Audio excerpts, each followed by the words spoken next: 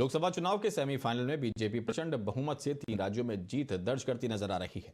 ऐसे में लगातार बीजेपी नेताओं की प्रतिक्रिया भी सामने आ रही है। बताने चले कि कानपुर के गोविंदनगर विधानसभा सीट से विधायक सुरेंद्र मैथानी ने 3 राज्यों में बीजेपी की जीत को प्रधानमंत्री नरेंद्र मोदी की नीतियों और जनता के विश्वास की जीत बताया है।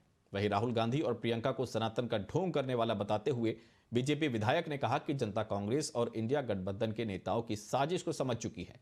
यही वजह है कि जनता बीजेपी और मोदी के साथ है। हाँ, देखिए, राज्यों के चुनाव के परिणाम को आप अगर देखें तो मोदी जी के नाम पर पूरा चुनाव लड़ा गया है और आज ये मोदी मैजिक जो पूरे चुनाव पर जिसका प्रभाव रहा है, ये मोदी मैजिक क्या है?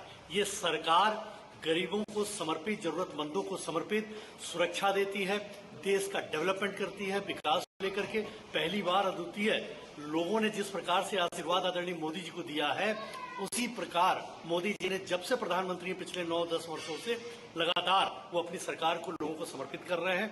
अब देखना यह है कि पीडीए की बात चिल्लाने वाले लोग अब क्या बयान देंगे, जो INDIA के लोग हैं अब वो क्या बयान देंगे, और ईवीएम का रोना अब ये कब से शुरू करेंगे, क्योंकि राहुल गांधी जी और प्रियंका गांधी जी केवल कंठी पहन करके और धार्मिक स्थलों पर यहाँ पर जाकर के लोगों को भ्रमित करने का प्रयास करें, और वायनाड और केरल में और तमिलनाडु में सनातन को समाप्त करने वालों को अपने INDIA के गठबंधन में शामिल करें।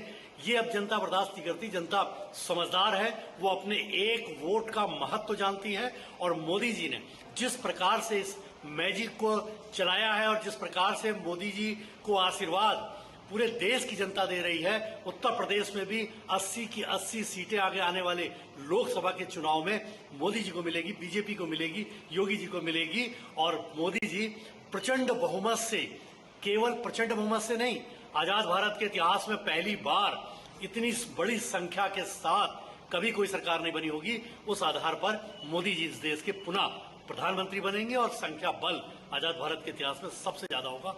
धन्यवाद मोदी जी, धन्यवाद इस देश की जनता।